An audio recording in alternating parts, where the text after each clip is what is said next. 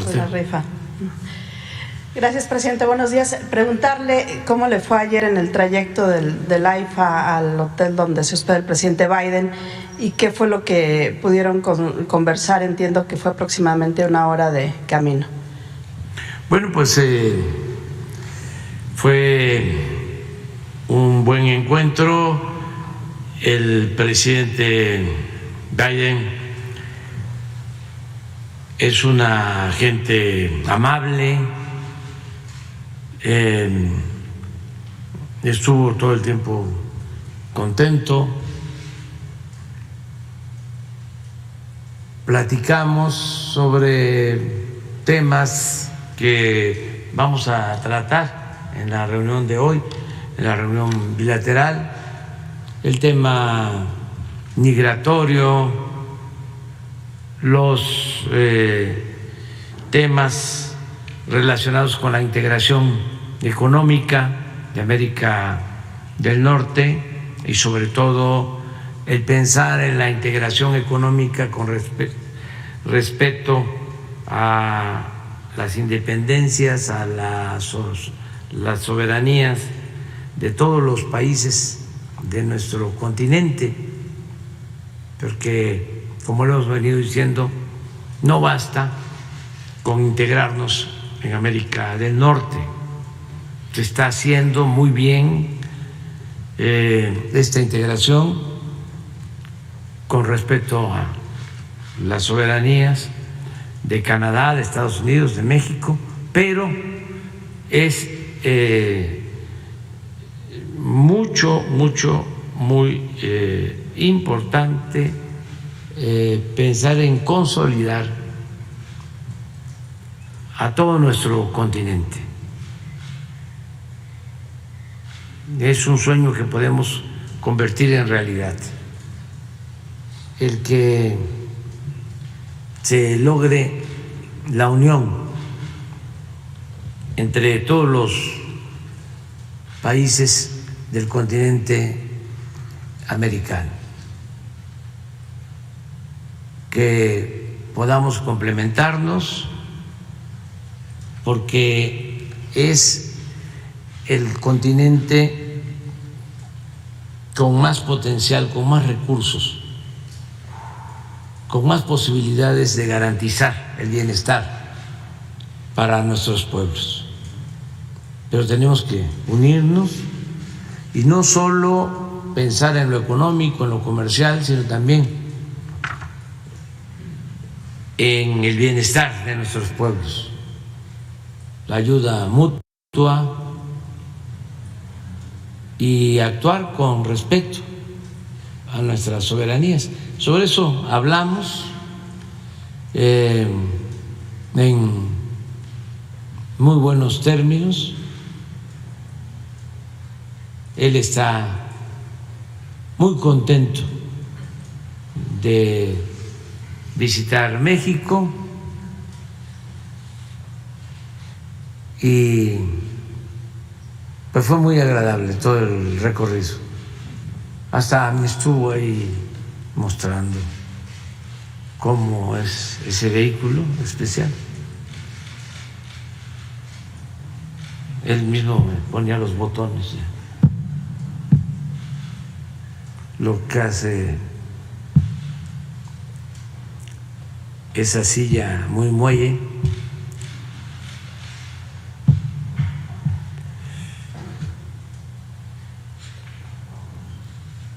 Y estuvimos platicando muy bien. Es una muy buena persona.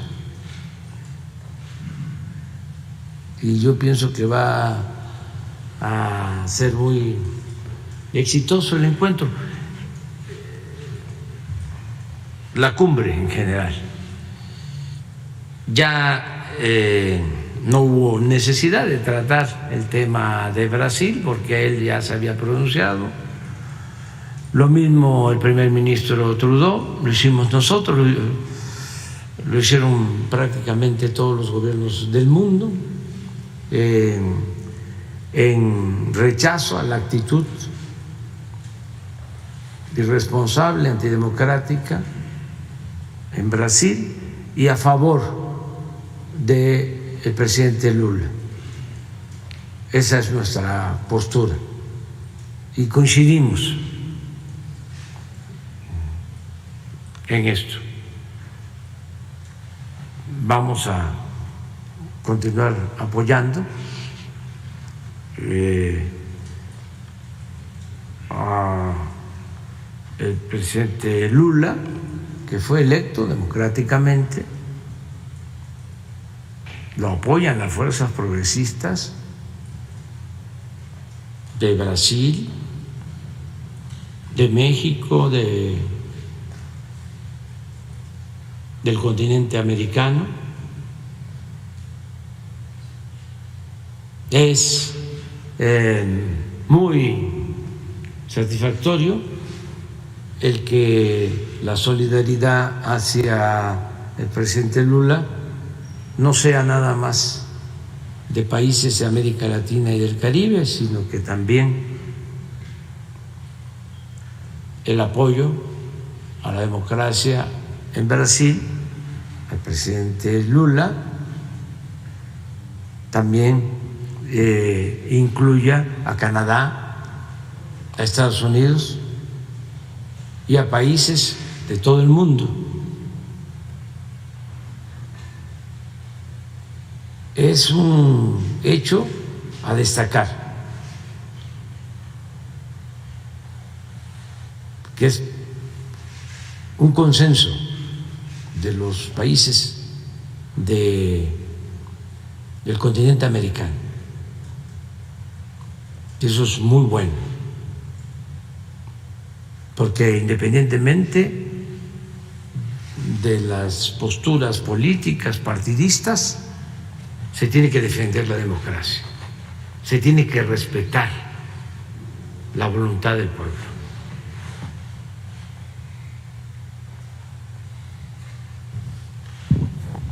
No sé si el presidente Biden le solicitó algo en lo que tiene que ver con migración, que es un tema que a ellos les importa mucho, si le pidió que se redoblen pues la contención de los migrantes, si tuvieron oportunidad de hablar algo de la detención de Ovidio Guzmán, que también es importante para ellos en materia de seguridad. No, ninguno de los dos temas tratamos en el camino, en la plática, en la conversación.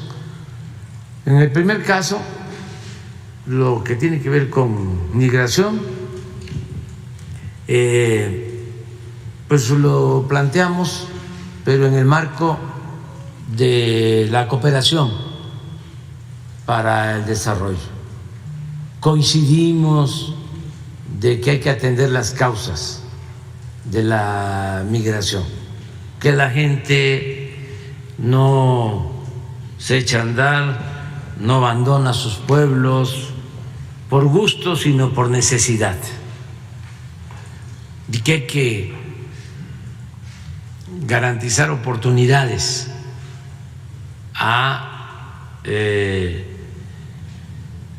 los ciudadanos, a los trabajadores de todos los países en sus lugares de origen. Sobre eso hablamos mucho, y no solo eso, vamos hoy a mostrar nosotros cómo con inversiones modestas pero eficaces y con dimensión social se ha logrado apoyar en El Salvador, en Honduras, con programas como Sembrando Vida, como Jóvenes Construyendo el Futuro, y tenemos ya estudios, tenemos evaluaciones de cómo, en donde se están aplicando estos programas, se ha reducido considerablemente el flujo migratorio. Es decir, la gente ya no opta por emigrar, sino se queda en sus comunidades. Eso lo vamos a tratar hoy. El otro tema, pues no, no se planteó. No es eso. Nuestros adversarios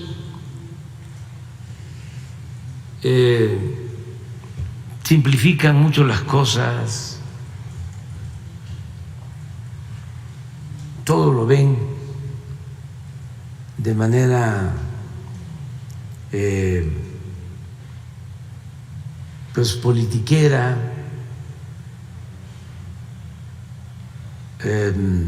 pragmática, no saben de principios, de ideales.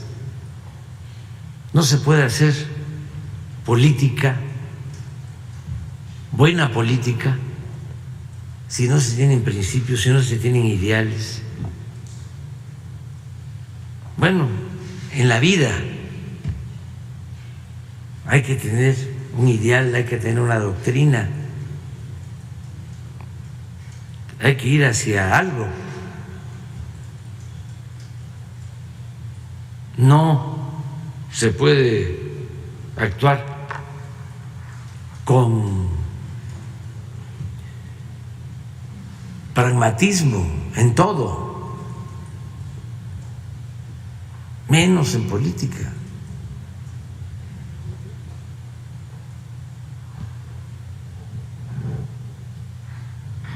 Y es muy difícil que después de mucho tiempo de una política tradicional,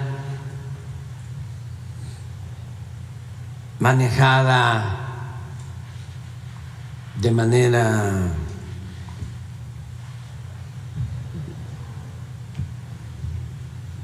ilegal o discrecional,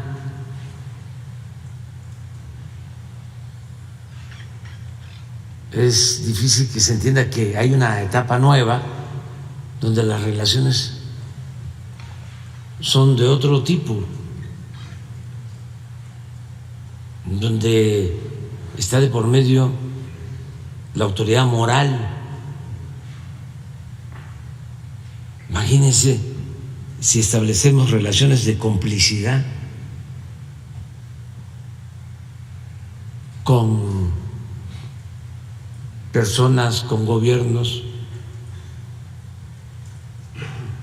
pues no tendríamos autoridad moral, y si no se tiene autoridad moral, no se puede tener autoridad política.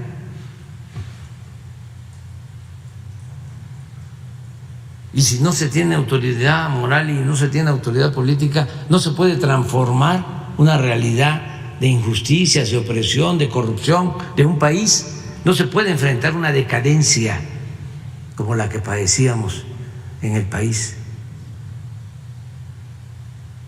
Entonces, ese pues es el error, el atisbo de nuestros adversarios, que simplifican demasiado, no toman en cuenta que estamos llevando a cabo una política de principios, de ideales. Entonces, que si se detuvo a esta persona, Ovidio, pues, fue porque venía el presidente Biden. Que si se le detuvo es porque queríamos quedar bien con el presidente Biden. Es un argumento muy ramplón y además es una falta de respeto a quienes llevan a cabo esta acción y pierden la vida.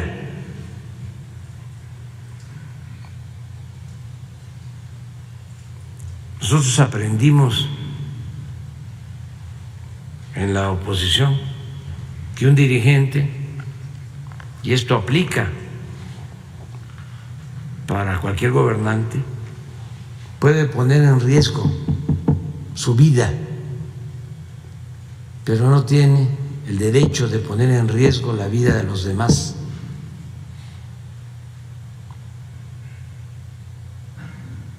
Nosotros lamentamos la pérdida de la vida de cualquier ser humano. Nos dolió mucho el que, en cumplimiento de su deber, 10 elementos del ejército, una mujer de la Guardia Nacional, compañera, hayan fallecido. Ya se ha hablado con sus familiares, se les está apoyando en todo y hay pues mucho amor, mucho cariño, mucha solidaridad y también aunque se trate de personas que tomaron el camino de las conductas antisociales, también nos duele el que pierdan la vida y lo sentimos mucho por sus familiares. Nosotros estamos por la defensa de la vida.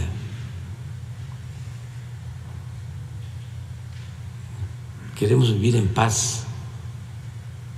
Entonces, entendemos también que nuestros adversarios actúen así y se les garantiza el derecho a disentir, no hay ningún problema tampoco. Yo diría que hasta nos ayudan, son como nuestros promotores, porque no saben ser oposición. Como siempre estuvieron arriba, pertenecían o pertenecen a las cúpulas del poder económico, del poder político, no saben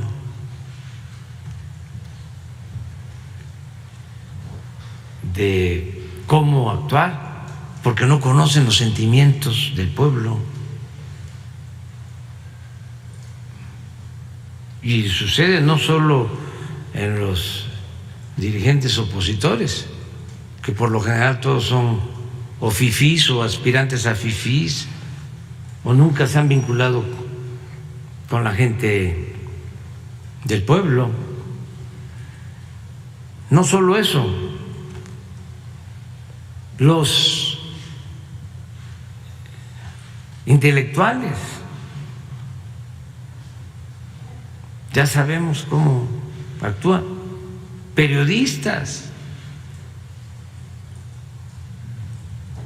El otro día hablábamos de pues un periodista profesional, porque durante mucho tiempo fue una estrella del periodismo en circunstancias distintas, porque ya hay una nueva realidad. Ahora, pues, no se adapta,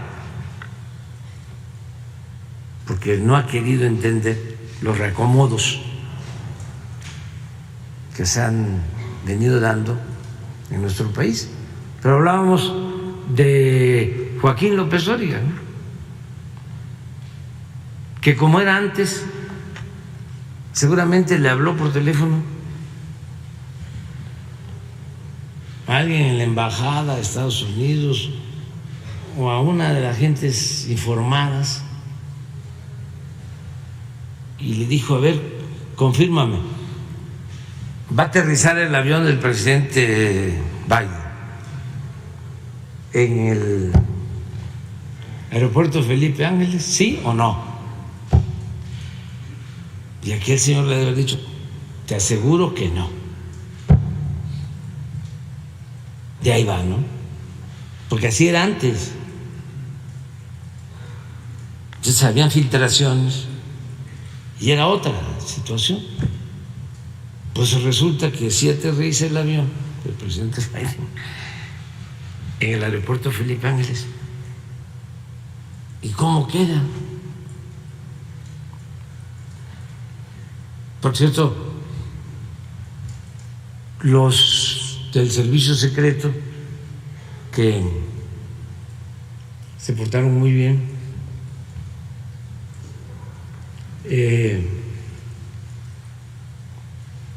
nos dieron un recorrido por todo el aeropuerto. Y yo les invito a que vayan, bueno, a todos los mexicanos. La expresión del presidente Biden: es un gran aeropuerto, me dice. ¿Todavía estamos en el aeropuerto? Sí, porque los del servicio secreto le dieron todo el recorrido y completamente alumbrado. Le dije: mire, el aeropuerto de la Ciudad de México son 600 hectáreas, son 2.600 hectáreas de instalaciones, y está la base aérea y está el aeropuerto. Es uno de los mejores aeropuertos de América Latina, de los aeropuertos más modernos, bien hechos, de buen gusto. O sea, ir de noche, porque yo no había ido de noche y me lo hizo ver él. Sí, qué importante obra. Y también, pues, me hizo el comentario de que cuando le dijeron que yo quería que aterrizara su avión en el puerto Felipe Ángeles, que no entendía bien el por qué, que al final dijo lo que diga el presidente de México, pero que no entendía bien. Entonces, como ya le expliqué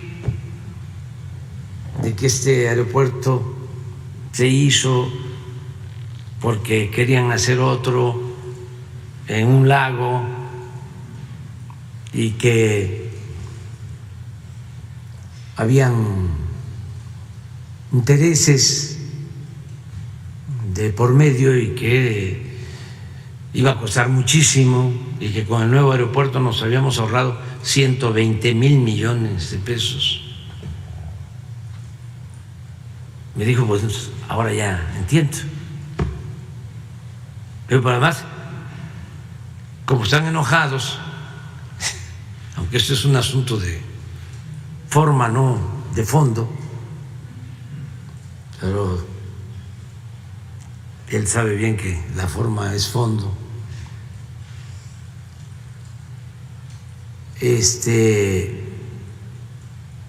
Ya dimensionó, le decía: es que no baja su avión aquí y van a hacer una campaña, van a empezar a decir que no hay seguridad en el nuevo aeropuerto, que no pudo viajar. Le digo: aterrizar su avión. Platicamos un poco de eso, ¿no? Pero muy bien, y vamos a esperar el resultado. Y también hoy cámaras empresariales de México, Estados Unidos y Canadá envían una carta solicitando a los gobiernos que se avance en temas comerciales, sobre todo de la industria automotriz y también de energía. ¿Ve usted posibilidad de que se puedan resolver estos asuntos con esta cumbre, de que se puedan destrabar en el marco del TEMEC? Ya las controversias están ahí interpuestas. Sí, se va avanzando mucho, como nunca.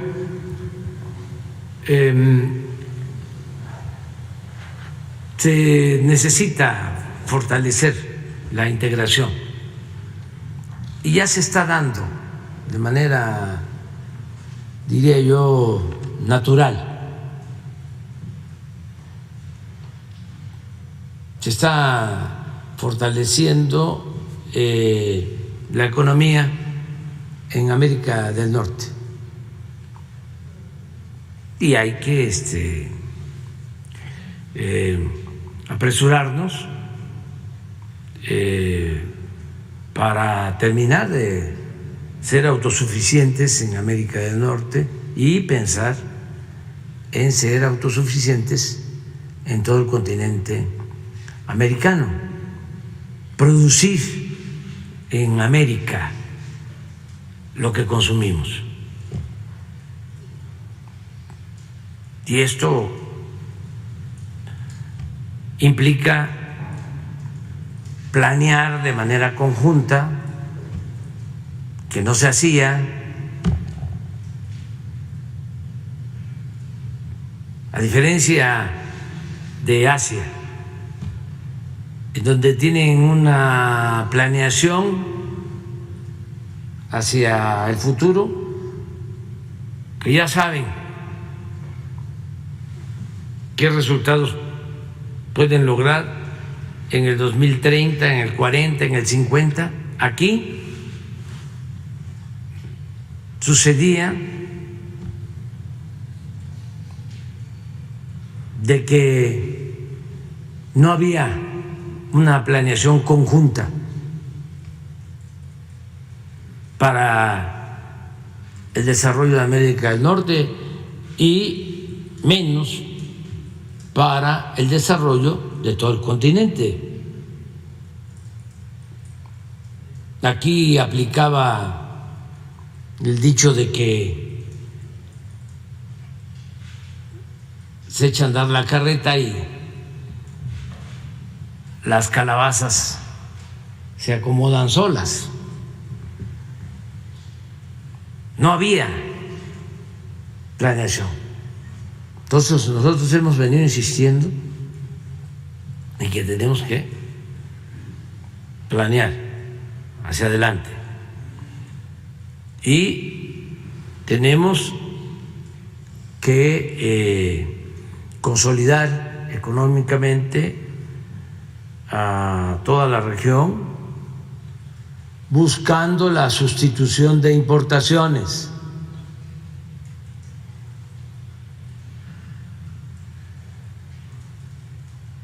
Desde luego, con respeto a las soberanías de los países, sin injerencismos, sin prepotencia, sin hegemonías,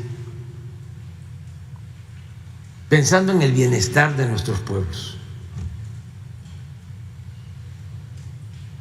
Entonces, ya hay un nuevo ambiente en el sector empresarial, en los gobiernos, ya hay más consenso en que debemos de integrarnos en lo económico con respecto a nuestras soberanías. ¿Estas disputas no frenan un poco el comercio? No. Eso es parte también de las relaciones que se tienen cuando se trata de acuerdos, de tratados Y además, pues cuando no se quieren relaciones transparentes, limpias, honestas. Por ejemplo, el caso de la industria eléctrica. ¿Quiénes dicen que México no cumple? Pues los que querían hacer negocios sucios con las llamadas energías limpias.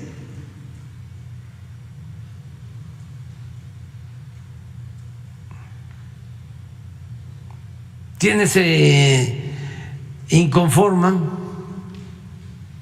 por ejemplo, con el que no se permita el consumo de maíz transgénico, pues los que no tienen escrúpulos, quienes están acostumbrados a vender alimentos dañinos para la salud.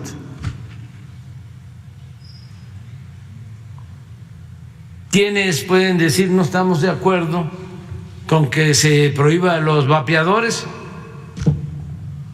pues los que nada más están pensando en el lucro y no piensan en la salud. Claro que van a haber siempre esas diferencias, pero el presidente Biden, el primer ministro Trudeau, pues no van a defender eso. No se puede defender lo indefendible. Sin embargo, pues van a seguir opositores que quisieran que no fuesen buenas las relaciones, que se presentaran conflictos. El domingo que fui a la península a supervisar el tren, la verdad sí me reía porque estaban colocando rieles, rieles oxidados. Genial,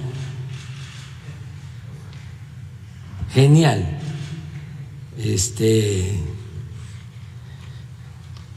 Pero es parte de lo mismo, ¿no? Que se desesperan de cualquier cosa. Los mensajes de la bilateral de hoy al final no serán transmitidos ni abiertos. Ajá, a los que tendremos acceso al extremo. Pero decía que al final iba a haber unos mensajes. Eso es mañana.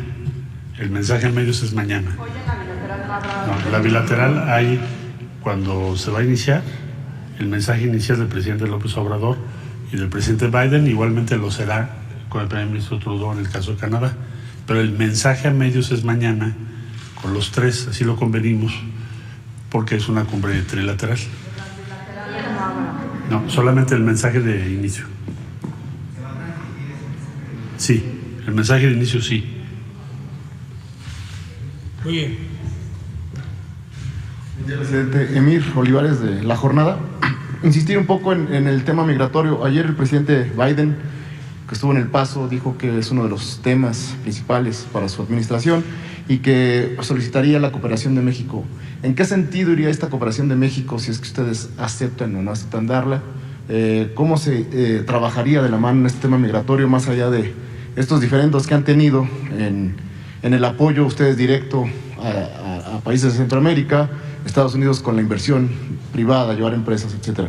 ¿En qué sería esa cooperación? Y si nos puede un poco también, se ha acusado en diversos sectores que el programa del presidente Biden para abrir el paso a ciudadanos de Venezuela, de Haití, de otras naciones, está teniendo restricciones severas, ¿no? Porque se tiene que hacer desde sus países de origen, entonces que no están considerados todos estos flujos que ya han venido migrando y que se han arriesgado, se han metido a la ruta migratoria. ¿Qué nos podría decir al respecto de esos dos puntos? Bueno, tenemos muy buena comunicación en el tema migratorio, nos hemos entendido, nos hemos ayudado mutuamente, hemos evitado dos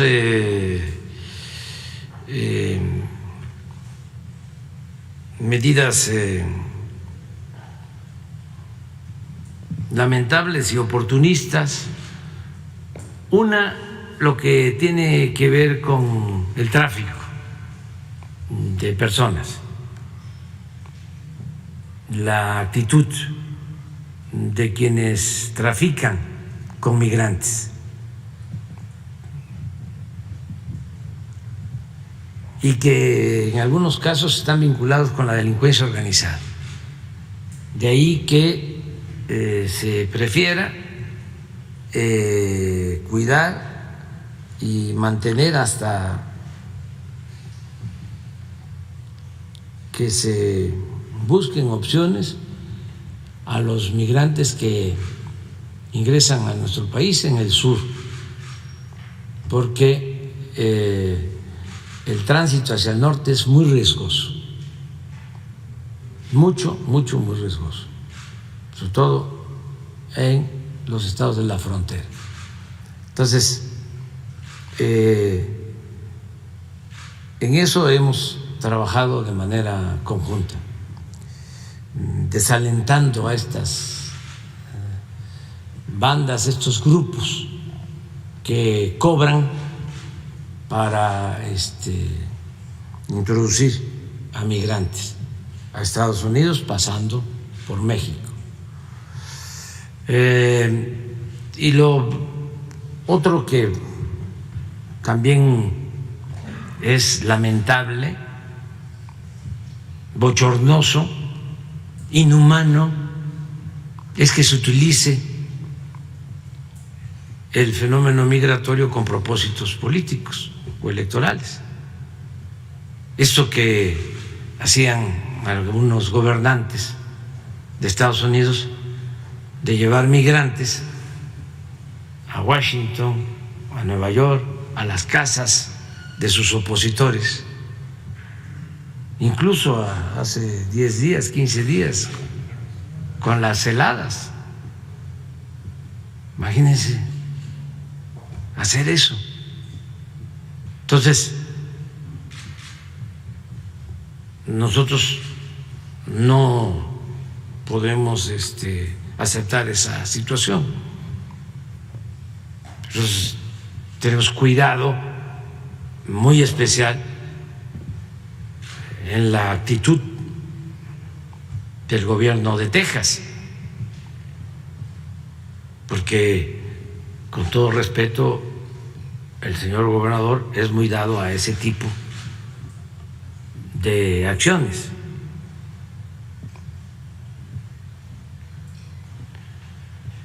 Entonces ayudamos, pero no vamos a dejar de insistir que lo principal es impulsar el desarrollo de los pueblos, de los países de América Central y de América del Sur. Vamos viéndolo, lo voy a plantear ahora, lo adelanto. Desde hace más de 50 años no hay un plan para el desarrollo y el bienestar de los pueblos de América Latina y del Caribe. cuando el presidente Kennedy se puso en marcha la Alianza para el Progreso. Y hubo inversión con ese propósito. Eso fue en los años 60. Y desde entonces no ha habido ningún plan para apoyar a países con población en situación de pobreza, con problemas de desigualdad, de abandono, de marginación. Entonces, ¿qué es lo que México sostiene?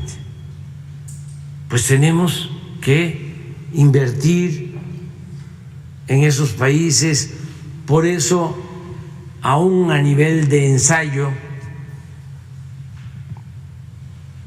estamos demostrando que con nuestros recursos invertidos en Salvador, en Honduras, pronto en Guatemala, en Belice, se están logrando los propósitos de que la gente se quede a vivir y sea feliz en donde nació, donde están sus familiares, donde están sus costumbres. Ese es nuestro planteamiento de fondo. Eso es lo que vamos a tratar el día de hoy.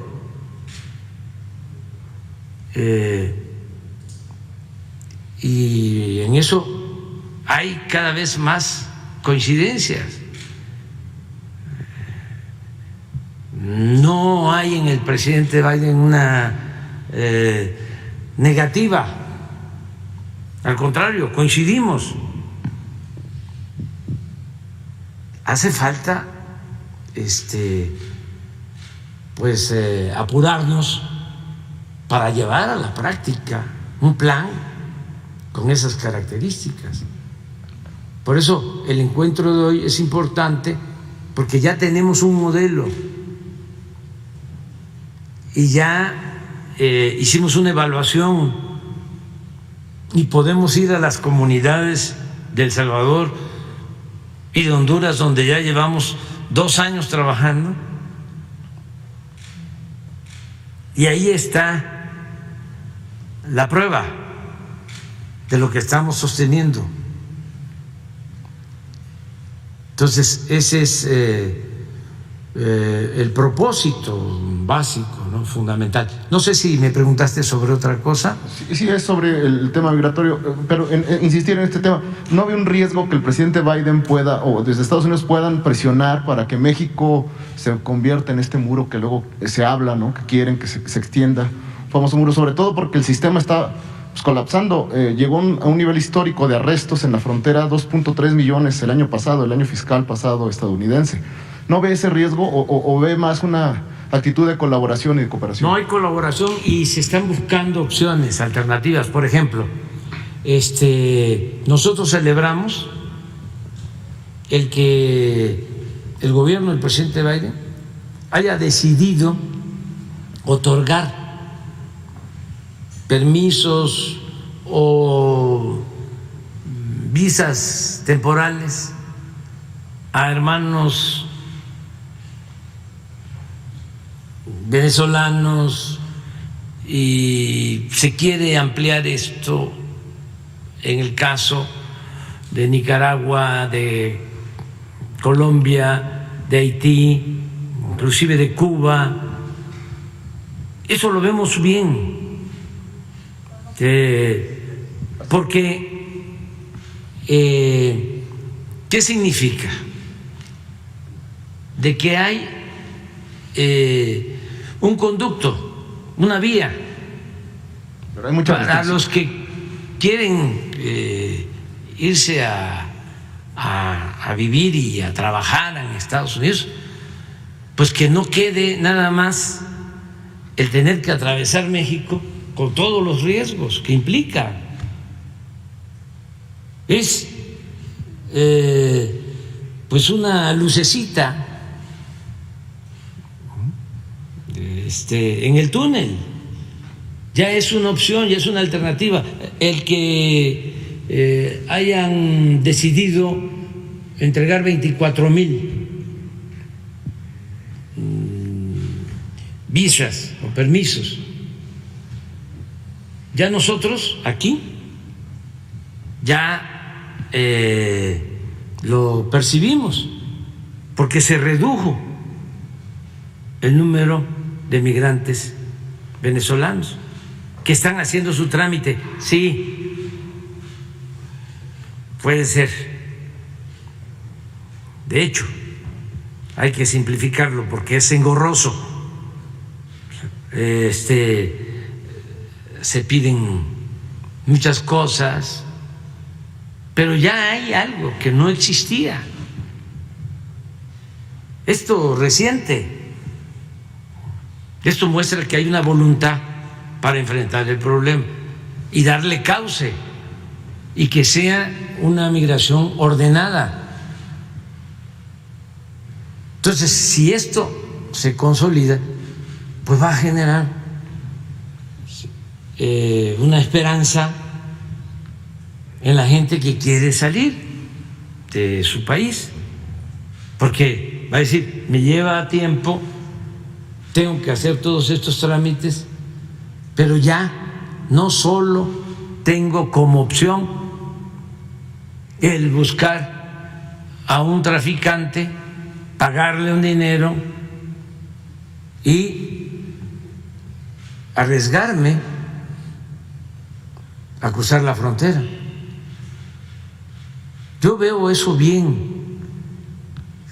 Creo que se ha avanzado. No sé tú cuál es tu punto de vista sobre esto, porque es muy interesante. Canadá tiene un sistema ejemplar de visas temporales de trabajo, y en el caso de Estados Unidos había renuencia, no se habían decidido a lo que ahora están haciendo. Es un inicio, pero bueno,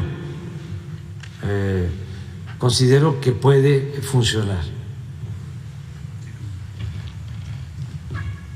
Con su permiso, señor presidente, bueno, nada más, quizá valdría la pena un par de datos.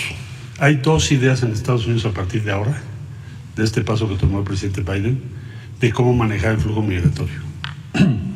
La derecha, que regresen a todos. ¿Con qué medio? El que sea.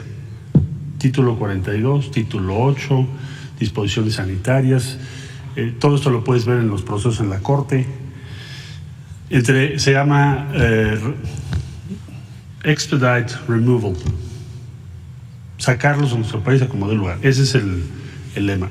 Nada más que esta idea tiene la mayoría en la Cámara de Diputados hoy de Estados Unidos. El paso que tomó el presidente Biden tiene un inmenso valor desde el punto de vista nuestro, por lo que ya explicó el señor presidente López Obrador, que es la propuesta que México está haciendo. Consta de dos elementos sustantivos: inversión en los países, América Central y otros países, porque la gente está migrando por condiciones de pobreza, esencialmente. Entonces, si se quiere reducir el flujo migratorio, pues que se invierta. Esa es una idea. Y la otra idea es, tiene que haber un camino regular en donde tú puedas ir a Estados Unidos a trabajar. Se llama movilidad laboral. Por primera vez, dije que dio un paso muy importante el presidente Biden, porque por primera vez Estados Unidos ha estado empezando a hablar y a establecer en sus documentos oficiales movilidad laboral. Eso no existía, nunca antes. Eso es muy valiente del presidente Biden. Y es una declaración en la Cumbre de las Américas. Ahora, este otro paso que acaba de tomar significa que le das un camino a personas de Venezuela, Cuba, Nicaragua, Haití, por ahora, para que puedan hacer su trámite en línea, en lugar de todo el camino en donde, entre otras cosas, a las personas les piden que no traigan documentos, que no se identifiquen. Entonces es muy difícil proteger sus derechos, los tratan de una manera inhumana, los ponen en riesgo. Bueno, entonces, que en lugar de eso puedan hacer un trámite documentado desde donde viven, país de origen, y no correr todos esos riesgos. Es la primera vez que vemos un proceso de este tamaño. Son 360,000. Entonces sí reconocemos que es una política muy distinta, totalmente distinta, diría yo, por razones obvias, a lo que propone la derecha. Entonces, lo vemos con mucha simpatía, esa decisión que está tomando el presidente Biden. A eso hay que agregar las decisiones que ha tomado, que también hay que reconocerle, de aumento de visas temporales de trabajo para mexicanos, pero también para centroamericanos y otras nacionalidades, porque han hecho crecer el número en varios miles. Entonces, hay esas dos políticas, nada más. ¿Es esta o es esta? ¿Cómo no habríamos de reconocer esta, que es la que está tomando el presidente Biden? Hay una parte que no queda clara en este programa. ¿Qué hará México con la gente, con los migrantes que rechaza Estados Unidos y los que entran de manera irregular también? Sí, cómo no. Lo que hemos vivido desde 2020, bueno, toda la vida, no solo desde 2020 se aceleró, que es el que acabo de describir como expedite removal. ¿Qué es? ¿Cuál es la opción de México? Pues te los regresan por el puente. ¿Los vamos a deportar? Claro que no. La pregunta sería, ¿por qué los vas a deportar?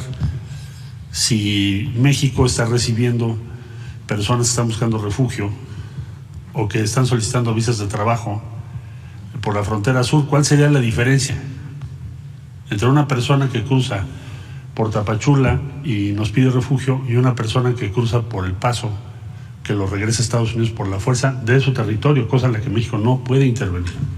Entonces, ¿qué haces con esas personas que están en el puente? ¿Las vas a deportar? ¿En serio? Para empezar, hay países donde no los puedes deportar. Piensa Haití. Vamos a deportar, los vamos a mandar a Haití, pues es muy difícil. Lo hemos hecho con algunos que nos lo han pedido, pero por lo general no lo hacemos. Por lo general, ¿qué haces? Pues les ofreces refugio, les ofreces trabajo. Ya pasaron por nuestro territorio para llegar allá. Algunos llevan 5 intentos. Ha habido una persona, tuve el gusto de platicar con él, que lleva 8 intentos. Yo dije, ¿cómo? ¿8? ¿Llevas 8? ¿Por qué? Yo pues, pasé, me regresaron, ¿no? Y así sucesivamente. ¿Por qué? Porque mi familia está en estas condiciones. Entonces, él ya va a estar trabajando aquí en México. Pero para darte una idea, ¿qué es lo que podría hacer México en términos reales? Pues apoyarlos. No podemos hacer algo inhumano, deportarlos, repatriarlos, etcétera, salvo que sea alguien que tenga un proceso penal o algo así, que es punto y algo por ciento. El 99% son personas que están buscando trabajo. Entonces, sí apoyamos que la administración de Estados Unidos esté hablando del presidente Biden, de movilidad laboral, que esté promoviendo la expansión de las visas de trabajo en Estados Unidos, porque eso es un hecho. Que esté proponiendo un programa de 360,000 visas o permisos humanitarios, que no tiene precedente, y que esté haciendo esto cuando la derecha acaba de ganar la Cámara de Diputados. Pues claro que lo respaldamos. A ver, vamos a ver eso, porque es interesante también para que todo el pueblo de México lo conozca. Hay 3 láminas, ¿no?, que podríamos mostrar. Una sobre el comportamiento en general de la migración, que tiene que ver con deportaciones.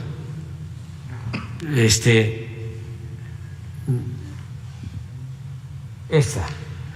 Otra que podemos tener sobre el incremento de migrantes de países que antes no eran los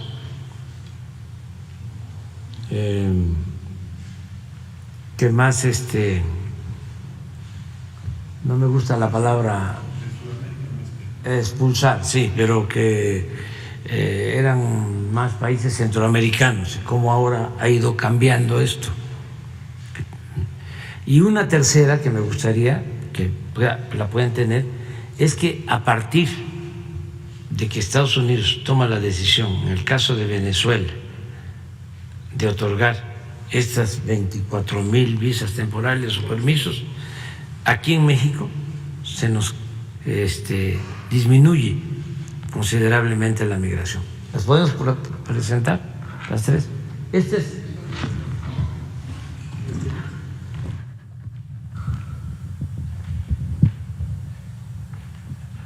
es el crecimiento general.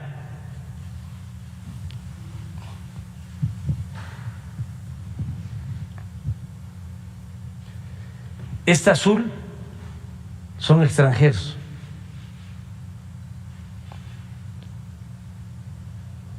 No mexicanos.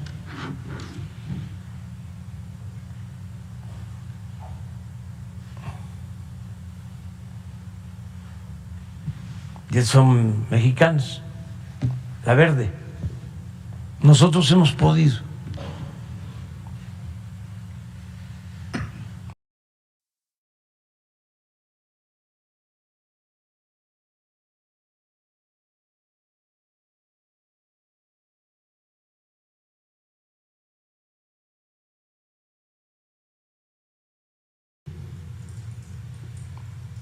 Aquí aplicaba, se consolida, pues va a generar una esperanza general.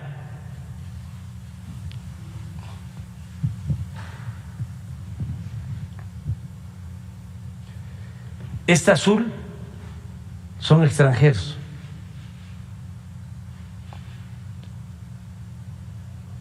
No mexicanos.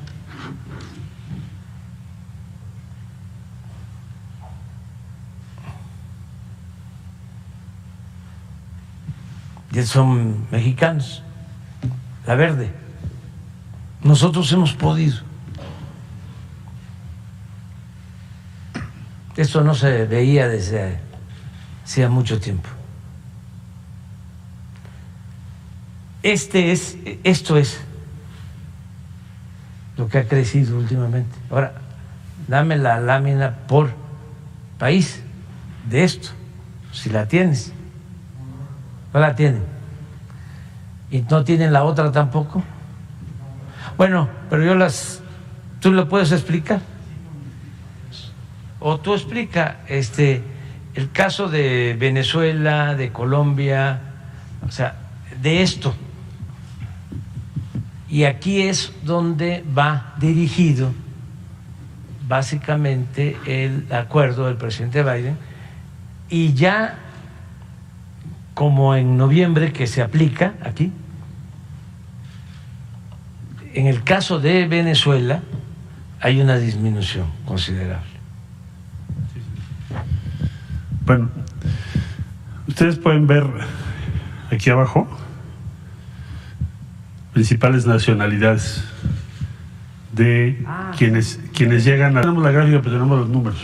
Sí, con eso. Son las principales nacionalidades de extranjeros que han sido aprendidos por CBP. CBP es digamos, el equivalente al INAMI. De enero a diciembre del 2022. ¿Cuáles son los números? Entonces, en primer lugar, provenientes de Cuba, 294,816. Que esto también es un efecto de las sanciones económicas. Toda sanción económica se traduce en flujos migratorios. ¿Por qué? Porque provocas una restricción, un problema económico serio. Entonces, 294,816. Nicaragua, 209,000, que no era el caso, digamos, en el año 2021. Colombia, 154.919. Pues tampoco era el caso, subió. Ahí no por sanciones económicas, son otras razones. Venezolanos, 157.855, ahí sí también hay sanción o sanciones. Haitianos, 59.937, con 53.175. Bueno, en resumen, si anteriormente, si esto lo hubiéramos visto en 2019, aquí estaría Honduras, Guatemala, El Salvador, principalmente. Y aquí se puede ver claramente cómo cambió. Entonces ahora Cuba, Nicaragua, Colombia, Venezuela, ecuatorianos, haitianos y ya los demás son otras nacionalidades. Ese es el cambio. Cuando se aplique el programa MISOS o visas de carácter humanitario para venezolanos por una vía previsible donde puedes hacer tu trámite en línea, se redujo el número de personas que llegan por el flujo, digamos, que contratas y te pones en manos de personas que te piden en primer lugar que ni siquiera te identifiques. Se redujo el flujo que estábamos recibiendo. ¿Por qué? Porque las personas prefieren hacer su procedimiento a correr esos riesgos. Es muy lógico.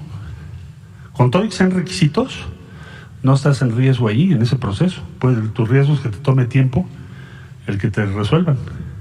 En el otro caso tienes riesgo hasta de vida. Entonces, esa es la diferencia. Y estas son... abrir una puerta. Que no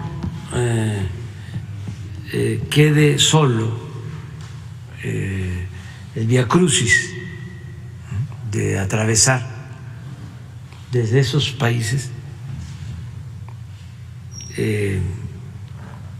para llegar a la frontera norte, ¿no?, de Estados Unidos, con todos los riesgos que implica.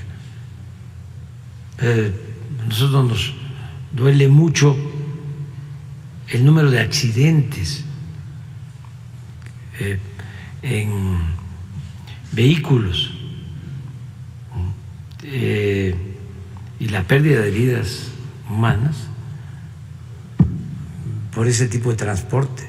Entonces, mayor es el volumen de personas, mayor. ¿Ya la tienes? Sí, por favor. Es que esto ayuda mucho y también tiene el presidente Biden todo nuestro apoyo, porque lo que plantea Marcelo, pues es cierto. Lo estamos viendo en la actitud de algunas autoridades en Texas. Y si ahora en la Cámara de Diputados van a utilizar este asunto con propósitos politiqueros, pues nosotros no vamos a quedarnos callados. Vamos a estar informando a la gente. Bueno, para explicar... Esto es muy importante. En color rojo, aquí empezamos, son los migrantes de origen venezolano que llegaron a través de nuestro territorio a la frontera sur de Estados Unidos. Este es el número de aprehensiones en Estados Unidos, empezando en febrero, que fue cuando empezamos a medirlo. Y aquí es cuando se toma la decisión por parte de Estados Unidos de otorgar los permisos. Entonces, fíjense cómo es la caída, es increíble esto. ¿Por qué razón? Porque la gente no quiere correr ese riesgo, esa es la razón. Y se hizo, en este caso, con los venezolanos que traían este número de personas llegando, que pues desde luego habían atravesado todos los países, por razón, obviamente, para llegar a la frontera sur de Estados Unidos. Entonces, este es el resultado. A partir de este resultado, es que se dijo, bueno, ¿y por qué no se amplía? Para otras nacionalidades que están aquí, que ustedes pueden ver aquí. Nicaragua está en amarillo, miren. y no nos queremos adelantar, pero es Cuba. parte de lo que vamos a tratar en la cumbre y hoy en la bilateral, esto.